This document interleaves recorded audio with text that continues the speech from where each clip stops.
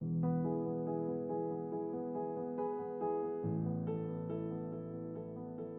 been 20 years. Tibet was so poor when I came the first time. I told my team I might not have access to internet or phone, but I've had incredible speeds for internet, and the big thing was the roads.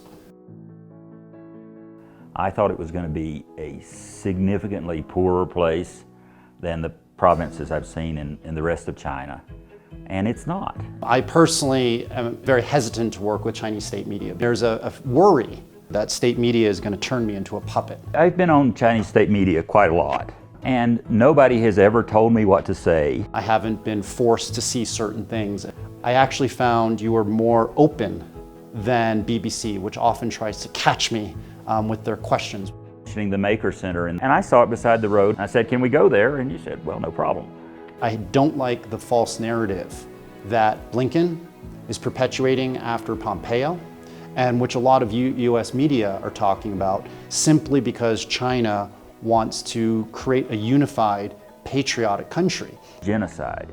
I don't think there's anything like that going on. We should take that term off the table. Who do you think really cares about the Tibetans? The only reason we hear people in the West pay attention to Tibet is because they can use it as a way of criticizing China. What's the biggest difference between what you have read from Western media and what you have actually seen here? Everything.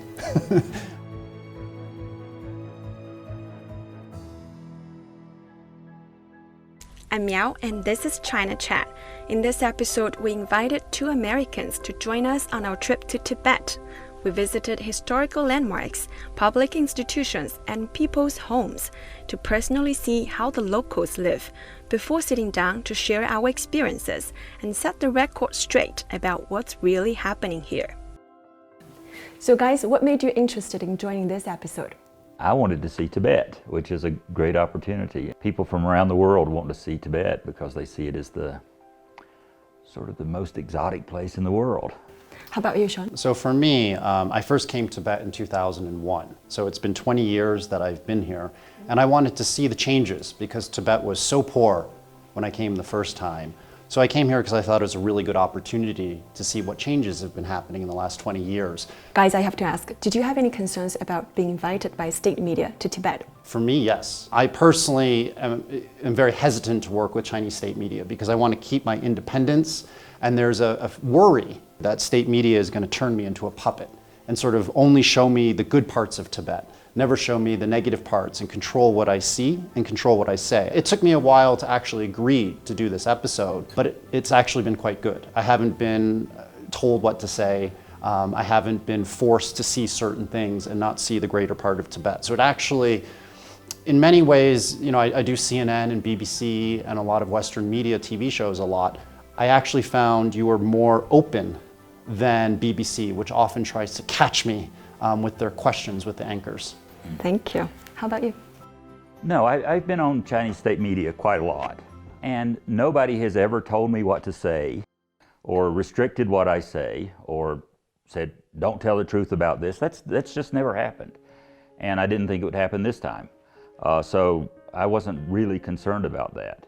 I agree with Shaun that when I deal with the current Western press, they often come in with a narrative or an agenda, and they want you to repeat their agenda. They're just taking you on board, so you'll say what they want you to say many times. I haven't had that happen here. So when we started planning this trip, we've already asked both of you where you would like to go and what you would like to see. And our itinerary was based on both of your wishes. And we also make sure that you get to talk to local people freely. Yeah, I mean, I asked to see two things. I asked to see school children, and I wanted to see how, you know, everyday regular Tibetans live. When we were driving and I said, I want to stop, you know, you let me stop and go into a house. So it wasn't a well-managed tour where we only could see what the government wanted us to see. We were able to get around. To say about this trip, we've gone places that we just asked, can we go there? And you weren't prepared for that, so we didn't have any restrictions in that regard. The Maker Center in this town. And I saw it beside the road, and I'm interested in maker centers and innovation. And I said, can we go there? And you said, well, no problem. So guys, what did you know about Tibet before this trip, and what were you expecting to see here? I didn't know very much. You know, you read about a place, and until you see it, you really don't know what it's like. For the last month or so, I've been reading histories of Tibet. I really had not expected the level of development that we're seeing here at all. I thought it was going to be a significantly poorer place than the provinces I've seen in the rest of China. And it's not. It looks very developed, and actually I kind of want to move here. I look at how beautiful it is. This is your only first visit. You want to move here? This is the first time I've been here, yeah. Well, look at the place. It's so beautiful. Yeah, it's very nice. Shaun, you were here 20 years ago. What changes have you seen here? I think for me, the first that was most shocking was the investment into infrastructure. So I run a research company, and when I came here, I told my team, you probably won't be able to reach me. I might not have access to internet or phone, but you look, there's cell phone towers all over Tibet. I've had incredible speeds for internet, and the big thing was the roads. I mean, the roads the last time I were here, mostly dirt, it was winding. I remember just getting sick all the time and going, maybe 20 kilometers an hour. This time, it was fast highways connecting Lhasa to all of the little cities that we went to. So I think it was the infrastructure spending that has surprised me the most. I really didn't expect it to be so good. I'd like to add something to that. I think infrastructure spending is a key because it allows people to run businesses. You could not run a business here if you did not have roads and if you did not have good 4G or 5G capability. But now you see people setting up beds and breakfasts, even innovation centers, and they can do that because of the spending on infrastructure. I mean, we saw a huge dam that provides electricity, a new railway being built, roads all over the place. I actually spoke with an official, and he said to me, Shaun, it's really expensive to fix the roads here. It gets cold, it's like negative 20 degrees Celsius during the winter, and actually, in many ways, some of the roads are not used that often because there aren't that many people out here, but we have to do it.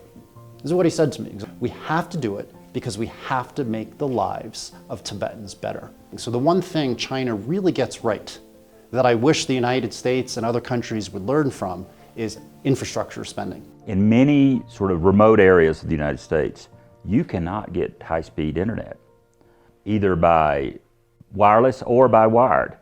And there's no incentive to provide it. But we're here in a little village in the middle of Tibet, and we've got great 4G connectivity, which is really kind of amazing. Yeah, we really saw that with COVID. So many students weren't able to do home learning because they didn't have access to high-speed internet. So that's one of the failures of the American system, is that they spend so much money on war and on weapons and not enough on roads and telecom and infrastructure. It was just so dirty 20 years ago, and people just seemed so poor.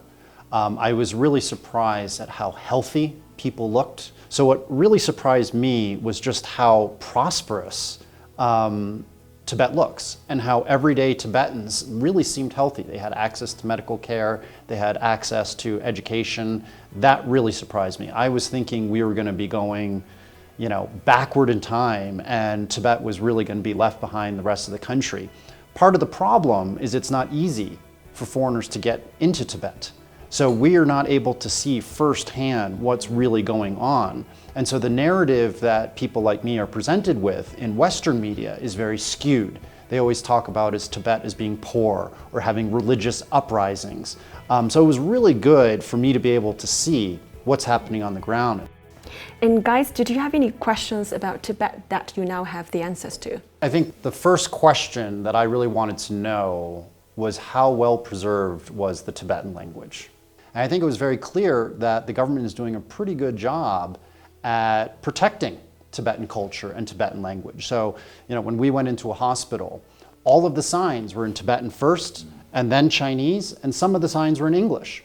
And when I actually asked the head of the hospital, who is actually a Tibetan woman, she said to me, well, many of the doctors here actually don't even speak Mandarin because they never learned it, and a lot of the patients don't speak any Mandarin. So obviously, we have to see our patients and speak to them in Tibetan. And they actually even showed me the software that they use to write sort of the diagnoses, and that also was in Tibetan. So that part was important to me. Also, when I'm going out into little villages, all of the street signs are still in Tibetan. So it's quite clear that there isn't a policy that's stopping Tibetans from knowing their own language. Now, teaching Mandarin is also very important because that gives more job opportunities for Tibetans to be able to go to other provinces or do business with other people from other provinces. It's important to have a unified common language that everybody in one country, whether it's the United States or whether it's China, where they can all communicate. I saw that happening in Tibet. That's my question that was answered. That same sort of transition happened in European countries 100 years ago. If you go back at least 150 years ago, people in northern France and southern France could not talk to each other. But it became worthwhile for people to get the opportunities from knowing standard French. So it's natural for people to want to learn a language that creates economic opportunities for them. In China, I think every school in the country teaches English, which creates opportunities for people around the world. Students want to learn English. It's not being forced on them because it creates business opportunities for them and lifestyle opportunities. One thing that bothers me is the use of the term genocide. It's a very serious term, and it should not be minimized. It should not be used in a minimal way. It's really not killing a culture, and it's really not killing a people. I don't think there's anything like that going on. So I think we should take that term off the table. Yeah, I'm an American, and I love the United States, but I'm very upset with how former Secretary of State Mike Pompeo said there was genocide taking place in China, and how Tony Blinken, the current Secretary of State, has said the same thing without showing any evidence. I've been here most of the last 23, 24 years, and I don't like the false narrative that Blinken is perpetuating after Pompeo, and which a lot of US media are talking about, simply because China wants to create a unified, patriotic country. It's the exact same thing in the United States. When I was a school child in New Hampshire, I had to recite the Pledge of Allegiance to the American flag every single morning. Everybody in the United States, if they want to go to college, has to take the SAT in English. You know, it's just normal to have a lingua franca for people within a country. So after examining Tibet from many different angles, how would you comment on this new Tibet after 70 years of peaceful liberation? One of my regrets is that I did not see China or Tibet or any part of China a long time ago. So I cannot directly say what happened in the change. Every place I go in China, it looks developed. The highways are great, the infrastructure is great, the 4G is great, much better than we see in any other country. For me, I wasn't here 70 years ago, so I don't know what life was like, but it's clear that life is much better now than it was 20 years ago when I visited. The roads were a mess, the life expectancies were short, access to education for females and males were not good. So it's clear that the government here is making the lives better for the vast, vast majority of everyday Tibetans. I mean, that's, you know, you can't argue that point. You know, life is better for the everyday Tibetan. One of the easiest measures of development is how tall people are. And I noticed that the older people here in Tibet are very short, and the young people we saw at the high schools, they were all tall. That means they're getting enough food to eat and they're healthy. So Shaun, how would you tell your 14-year-old son about today's Tibet when you go back? So what I would tell him is that he has to continue to study hard and be competitive, because the kids coming out of Tibet are worldly, educated, and they're highly motivated. So for my 14-year-old son, I'd like him to come visit and make friends with the people here and see if they can cooperate, because I think Tibet's economy over the next 20 years is really going to boom. What really struck me is it's not only Lhasa. I was really struck by this maker center we saw here in the little village of Lulong.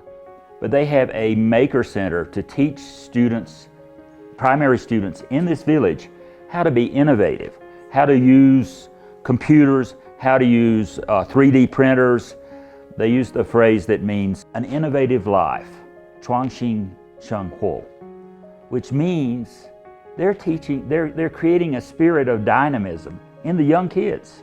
And that's going to pay off over the next 50 years. These kids will grow up dreaming of being innovators, dreaming of building businesses, dreaming of taking advantage of economic opportunities.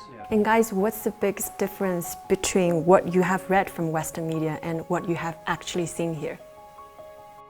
Everything. I think part of the problem, Western media in general takes a very biased narrative of what's happening in Tibet and China.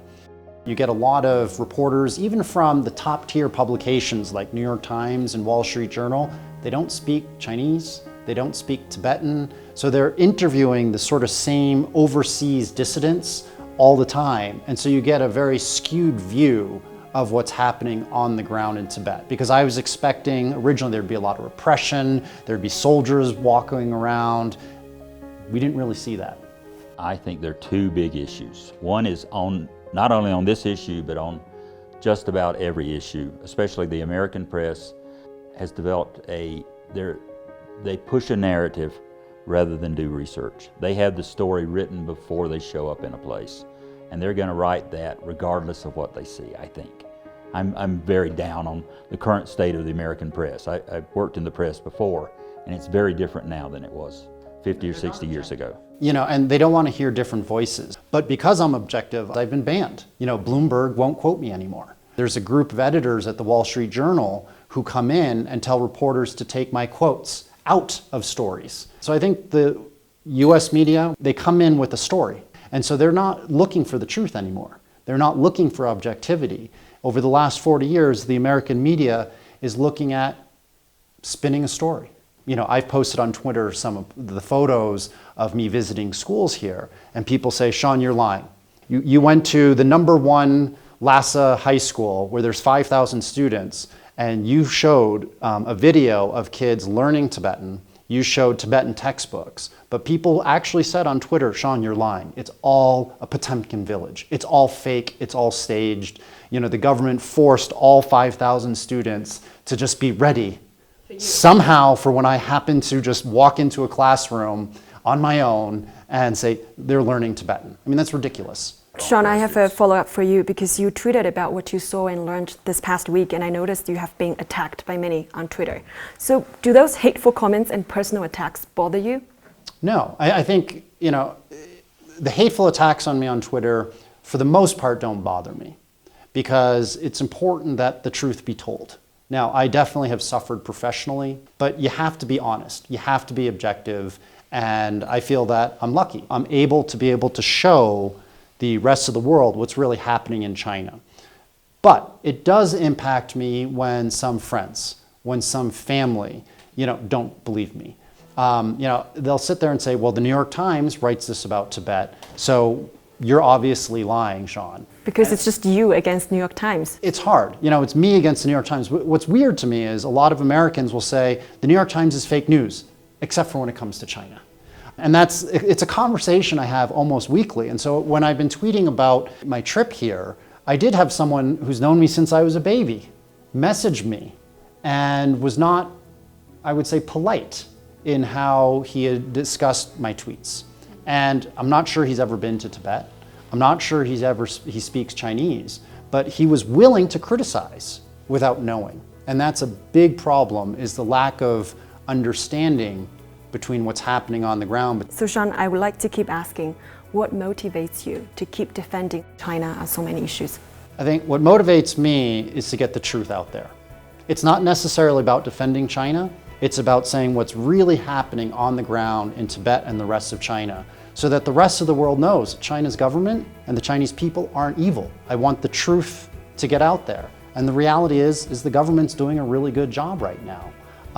That to me is the key, because I've always wanted to be a bridge between the United States and China, because I feel that the whole world wins if China is successful and the United States is successful and they cooperate together. I'm really frustrated and saddened and worried about not just a Cold War, but a hot war, emerging between the United States and China, because people in DC are just hysterical about China's growth. You know, anytime I say anything good about China, I get attacked. The truth has to get out there, and that's why I keep doing what I do. So guys, as foreigners living in China for many years and after spending a week here, what would you say are the common misunderstandings or misperceptions about Tibet? There are a huge number. One problem is, we've just talked about there's some narrative in the press that's negative about it. There are also honest mistakes. China changes so fast that anybody who writes a book about China, it's wrong by the time it gets published.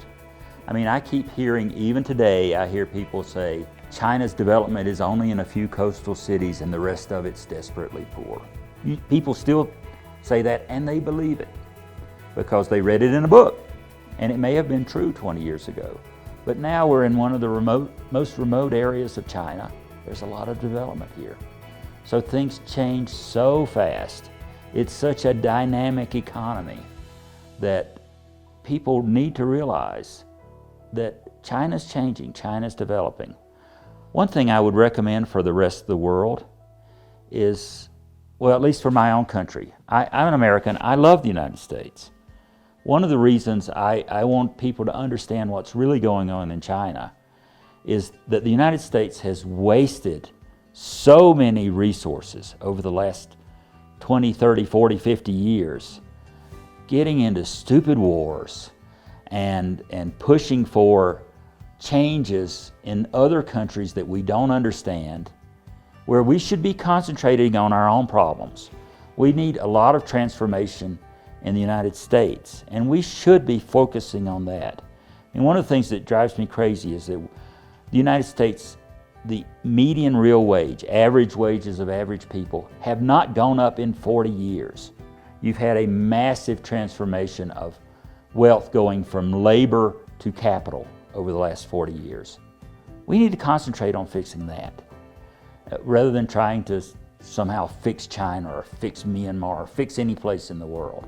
I think one of the biggest misconceptions people have about Tibet is that the everyday Tibetan is oppressed, that they can't practice their religion. I think we clearly saw pilgrims, going to the most holy sites in Tibetan religion. And I think that there's a misconception that Tibetans aren't optimistic. I think when you talk to younger Tibetans, they clearly are optimistic, and they have a can-do attitude. They have they feel like they can realize anything. They can buy that car in the future, they can get educated, they can buy that home, they can provide for their families. I interviewed that boy who's 27 years old, and he goes, I want to be able to open up my own hotel in the next 5-10 years. So it's that optimism, that happiness with their lives and their future is something that I think people, and I certainly myself, didn't quite understand about Tibet until I came here in the last week. I was expecting a much more downtrodden population than what I saw. Lots of optimism here, it's great. So do you guys foresee hope that in the future more people outside China will understand what the central government and many other places across China have been doing for the Tibetans and for the region? Unfortunately, I'm pessimistic about the world. There's an overarching narrative which is going to be very hard for China to overcome. My recommendation for the world is calm down, don't get into any mess or don't get into any fights. And if China will continue to grow over the next 20 years, if it's able to maintain peace and stability and economic reforms, and by then the world will be a different place. I think it's going to be difficult for China to overcome the false narrative that's in the Western press and in coming out of governments. Now they got to keep trying. They have to do more shows like yours to really show the real Tibet or the real China to the rest of the world. They have to and communicate in a way that Westerners understand. But I think it's going to be tough. You had the Trump regime was attacking China all the time. There was a real chance for Biden to reset relations. He had a chance to come back and say, you know what, everybody calm down. We need to find win-win situations with China. But on day one, when Biden became president, you saw Tony Blinken, the Secretary of State, said, yeah, I agree, China's committing genocide, which is a very loaded term. You saw that Catherine Tai, the trade minister or trade secretary, is saying we're going to keep a lot of the economic sanctions on China. You know, you've seen that Huawei and a lot of the top tech companies in China are still being hampered and really hurt by the United States and their sanctions. We had an opportunity under Biden, and he's really disappointed me, to reset relations. But now you've got a Trump regime and maybe a Biden regime. Republicans and Democrats alike are going to have 8 years minimum where they're going to scapegoat China for all of America's ills. And when you have that combined with the Western media creating a false narrative, it's very hard to all of a sudden turn around if you're a political leader in the US and say, we need to have good relations with China. More important is I think people really don't know what life is like in China. This is a hard thing to convey to people around the world.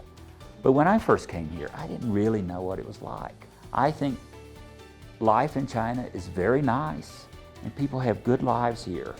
And just conveying that, what normal life is like, is something that people in the West do not understand. And shows like yours and others, it's important for people to get a view of how nice life can be and how optimistic people might be and how the young people, very energetic young people, many of them. And there are a lot of people who are very admirable, you know, poor people building businesses, changing their lives. This is an admirable lifestyle. And I don't think people in the West have any understanding of that.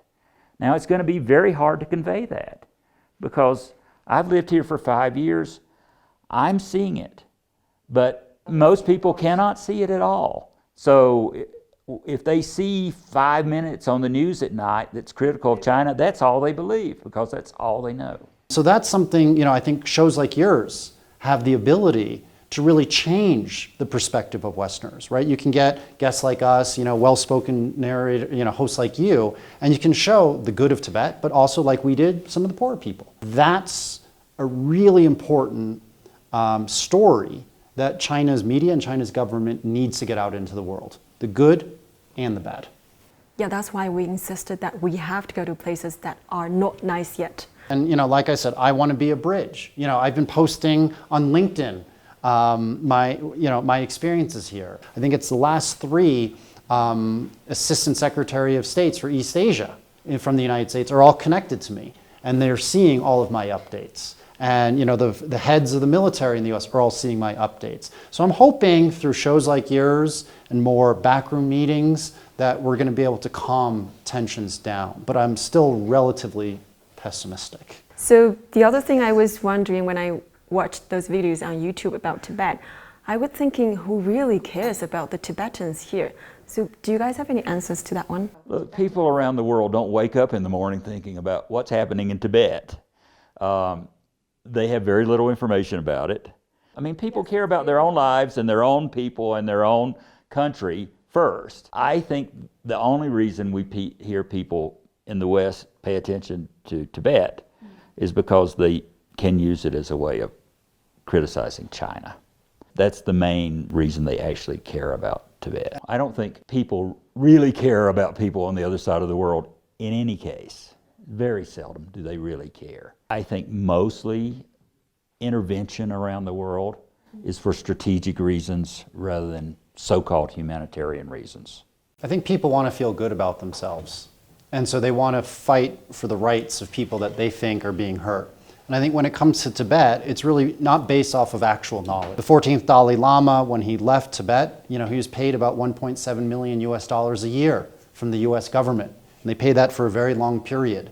So the US government did that to try to destabilize China. The Dalai Lama did this because he was able to get a lot of money. You know, he hobnobs with Hollywood stars like Richard Gere. And when you have that, it makes everyday people say, I want to fight for the Tibetans, even though they don't really know what's going on. Thanks, Shaun. So looking forward, what challenges do you foresee here, and where do you think Tibet is heading? Well, the biggest challenge is finding a viable business model for Tibet.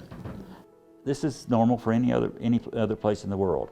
They have to find things that are economically viable for them to do. I think that's the most challenging thing. I have a lot of optimism from what I've seen, and I see a lot of people developing their own grassroots businesses, some big, some small, and that's the way of development. So I think it's working, is my view of the economy here. But at some point, it's going to have to wean itself off of support from the rest of China. And guys, what suggestions would you offer to help secure a brighter future for this region? Well, from what I've seen, you keep doing what you've been doing. Further investment, further giving people opportunities, I think that's the most important thing. It's like what David said, just do what they're doing. They've clearly gotten a good toolkit of policies, and this toolkit's working. So you just have to keep doing it, just keep reform, keep opening up, keep letting other Chinese and foreigners know Tibet's really a nice place to be. Thank you so much. And thank you so much, guys, for joining our show. Thanks a lot. Thank you.